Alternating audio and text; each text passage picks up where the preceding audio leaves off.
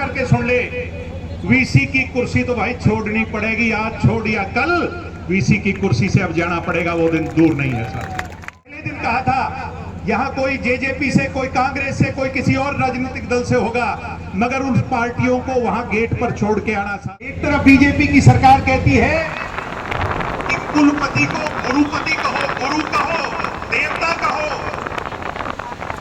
और वो गुरु लाठी उठा करके भांजने का काम करे। इन बेगैरत लोगों की सोच पर आप लोगों ने तमाचा मारने का काम किया है, जो इसको जाति पाति का रंग देना चाहते थे साथियों।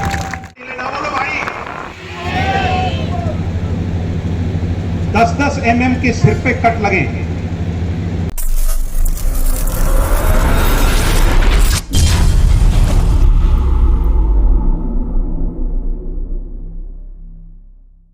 उसे गुमा है कि मेरी उड़ान कुछ कम है, उसे गुमा है कि मेरी उड़ान कुछ कम है, मुझे गुमा है कि आसमां कुछ कम है।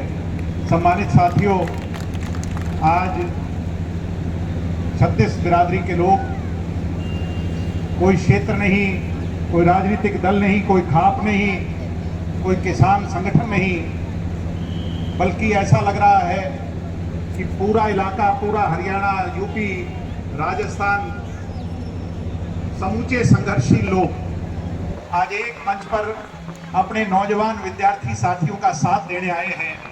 ये अपने आप में एक ऐसा नजारा है, यूं लगता है कि संघर्ष तो जारी है और वो दिन दूर नहीं।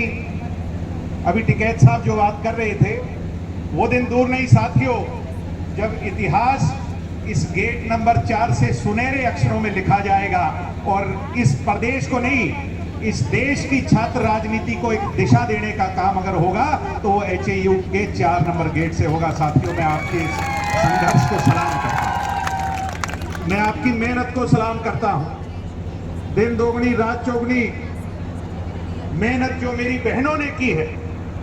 मैं यहाँ जो बड़े बुजुर्ग बैठे हैं, जिस दिन पहले दिन आया, मैं अगर बताऊं, मेरे भाइयों की स्ट्रेंथ तो कम और ज्यादा होती रही, मगर इन बहनों ने अपनी ताकत में कमी नहीं आने दी। आज अगर सरकार देख रही, मैं सलाम करता हूं मेरी बहनों। मेरे से पहले तमाम सज्जनों ने, तमाम ऑर्गेनाइजेशंस के लोगों ने अपनी बात रखी। मैं तो सिर्फ इतना ही कहने आया हूं कि वीसी साहब, घड़ा जो है वो ठाडा भर लिया, आप पाप का घड़ा भर लिया और बीच में एक रंग देने की कोशिश हुई। मीडिया के लोगों से कहूंगा कि इसे जाति पाति का रंग दो और किसी तरह इस सारी की सारी मूवमेंट को तोड़ने की कोशिश करो। मैं एक बहन का इंटरव्यू सुन रहा था, बावल के अंदर उस लड़की ने खड़े होकर के कहा कि मेरी जाति भी HAU, मेरा धर्म भी HAU, मेरी सोच भी HAU। आज इन बेगैरत लोगों की सोच पर आप लोगों ने तमाचा मारने का काम किया है, जो इसको जाति पाति का रंग देना चाहते थे साथियों। इस वीसी ने, ये वीसी गुनहगार सिर्फ इस घटना का नहीं है, उन बच्चों के साथ जो किया वो तो किसी से, वो कहते हैं प्रत्यक्ष को प्रमाण की आवश्यकता नहीं होती। सम्मानित बुजुर्गों, पीछे यहां पर एक लड़की होती थी, हमारी बहन साइंटिस्ट, मैं नाम तो नहीं लूंगा मन से, मैं नाम नहीं लूंगा मन से। उस लड़की ने सुसाइड किया था, याद है कि नहीं आपको? उसका गुनहगार कौन है? ढीले ढीले ना बोलो भाई।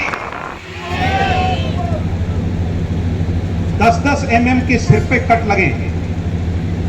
एक तरफ बीजेपी की सरकार कहती है कि कुलपति को गुरुपति कहो, गुरु कहो, देवता कहो, और वो गुरु लाठी उठा करके भांजने का काम करे, नौजवानों को उनकी अस्मिता पर चोट पहुंचाने का काम करे। इससे बड़ा पाप और इससे बड़ा गुनाह नहीं हो सकता साथियों। जिसे देवता का रूप दिया, अगर वो देवता अपने हाथ में हथियार उठा लेगा तो फिर विश्वास किस पर रह जाएगा। सम्मानित साथियों, हम गवर्नर से मिले, गवर्नर साहब ने हमारी बात को सुना और कहने लगे बात तो भाई तुम्हारी ठीक है। तो मैंने कहा गवर्नर साहब फिर गड़बड़ कहां है? गवर्नर साहब के पास जवाब नहीं था।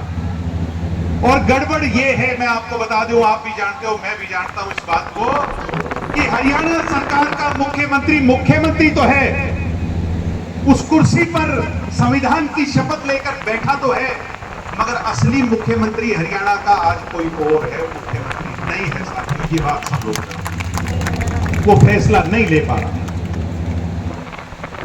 मुख्यमंत्री चाहता होगा कि मैं इसको हटा दूं, मगर वो फैसला नहीं ले पा रहा। देर हो सकती है, अंधेर नहीं। ये आपने जो पसीना बहाया है, इसका जवाब इन लोगों को देना पड़ेगा। मैं तो आप लोगों से इतनी बात कहकर के विराम लूंगा कि जो जिम्मेवारी मेरे छात्र साथी यहां की पंचायत और पंच परमेश्वर लेकर के हमें बताने का काम करेंगे, इस आंदोलन को जिस दिशा में आप लोगों ने आगे बढ़ाना है उसको बढ़ाने का काम करेंगे, हम उसको सहज स्वीकारेंगे। और इन आज जो हमारी किसान ऑर्गेनाइजेशंस खापे आई हैं, एक नौजवान होने के नाते आपको यह विश्वास देता हूं कि आपकी पगड़ी को नीचा नहीं होने देंगे। इस लड़ाई को इसके अंजाम तक पहुंचाने का काम करेंगे।